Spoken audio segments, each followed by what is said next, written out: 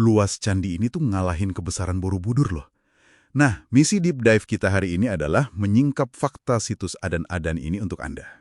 Ya, sebenarnya wajar sih kalau Anda atau siapapun dengar kata candi raksasa tuh insting pertamanya pasti ngebayangin monumen yang menjulang tinggi ke langit gitu kan? Kayak Borobudur gitu ya. Nah, persis. Tapi disinilah letak miskonsepsinya.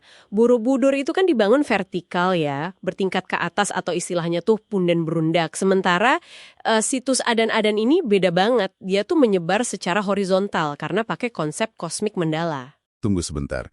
Konsep mandala berarti bangunannya itu sengaja dilebarin ke samping gitu. Betul.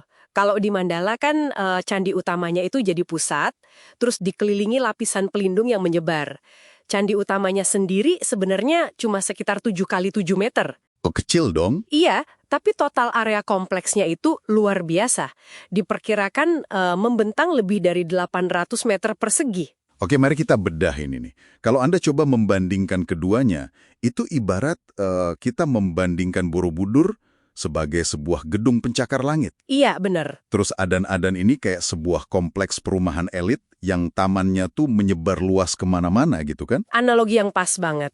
Nah, kompleks seluas itu tentu memunculkan teka-teki baru ya, terutama soal siapa sebenarnya arsitek di balik ini semua. Pasti kerajaan besar dong. Situs ini kan berasal dari abad ke-9 sampai ke-11 ya, di era transisi Mataram kuno ke Kadiri. Wilayah itu kan didominasi sama candi-candi Hindu, tapi Adan-Adan ini justru murni bercorak Buddha Mahayana. Wah, berarti dia anomali besar dong di sana. Sangat anomali. Dan yang paling menarik di sini adalah bukti fisiknya. Peneliti Brand tuh nemuin arca raksasa Makara di sana. Makara tuh yang monster mitologi penjaga tangga itu kan? Betul, yang gabungan buaya sama gajah itu. Normalnya, kan Makara di Jawa Tengah punya pakem langgam sendiri ya. Tapi Makara Kediri ini giginya berbentuk bulat dengan goresan horizontal. Terus gigi bawahnya oval. Oke, terus bedanya apa nih? Gaya pahatan detail kayak gini tuh murni ceplakan dari tradisi pemahatan kerajaan Sriwijaya di Sumatera loh. Tunggu. Arsitek di Kediri abad ke-10 pakai langgam dari Sumatera. Apa ini bukti ada kayak program pertukaran pelajar lintas pulau gitu di Nusantara kuno? Ya bukan pertukaran pelajar juga sih, lebih ke transfer ilmu karena jaringan maritim yang kuat. Waktu itu kan sungai besar di Jawa Timur jadi urat nadi transportasi ya. Oh ya benar, sungai jadi jalan tolnya waktu itu. Nah itu dia, kemungkinan seniman Sumatera didatangkan langsung lewat jalur sungai ini.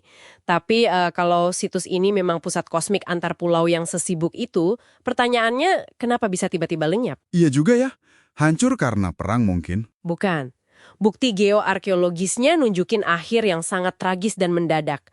Ditemukan arca-arca yang belum selesai dipahat. Oh wow, ditinggal gitu aja? Iya, pekerjaannya ditinggal di tengah jalan. Terus puncak stupa yang harusnya di posisi tertinggi malah ditemukan terbalik di lapisan tanah paling bawah. Wah, sampai terbalik di dasar tanah? Berarti ini bukan rusak pelan-pelan dong? Sama sekali bukan. Ini runtuh seketika. Situs ini hancur gara-gara letusan masif dan gempa tektonik dari Gunung Kelut Purba. Nah, disinilah bagian yang benar-benar menarik.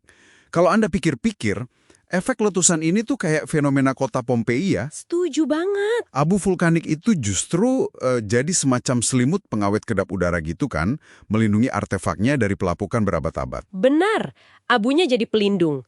Tapi itu juga bikin PR baru buat manajemen konservasi kita sekarang. Gimana cara mengelola warisan yang baru bangun dari tidur panjangnya ini? Menggali area seluas itu kan pasti butuh alat berat atau pondasi ya. Makanya pelestariannya sekarang cerdas dan hati-hati banget. Makara itu dipamerkan in situ, di tempat aslinya, di bawah atap cungkup galvalum yang sepenuhnya non-permanen. Oh, tanpa cor beton pondasi sama sekali. Persis. Dia nggak ngerusak artefak lain yang mungkin masih nunggu digali di bawahnya. Jadi, apa makna dari semua ini? Strategi atap non-permanen ini tuh kayak nyadarin kita ya, betapa tipisnya batas antara tempat pengunjung berdiri sekarang dengan potensi harta karun massal di bawah tanah. Tepat sekali. Dan nilai kepariwisataannya juga jalan. Motif ukiran lidah api dari Makara itu sekarang diadaptasi jadi motif pakaian tradisional khas Kediri loh. Wah, keren banget.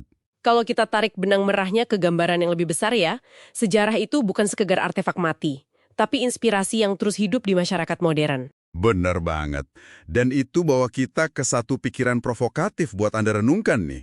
Kalau letusan gunung berapi aja bisa ngubur mahakarya sebesar kompleks Adan-Adan ini, sampai jadi tanah pijakan biasa tanpa disadari, sejarah atau peradaban raksasa apa yang mungkin sekarang lagi tertidur lelap tepat di bawah kota tempat Anda tinggal?